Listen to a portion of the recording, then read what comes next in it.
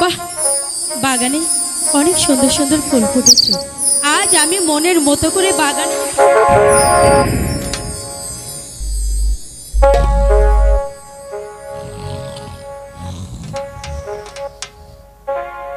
বাহ, কি সুন্দর চেহারা। কিন্তু এ আমার বাগানে বিনা অনুমতিতে কি করে প্রবেশ করলো?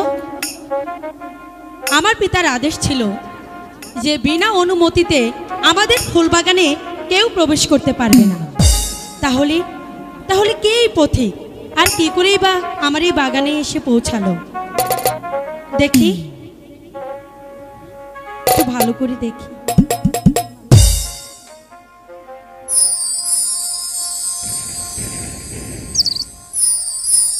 বাহ, কি সুন্দর, কি সুন্দর চেহারা।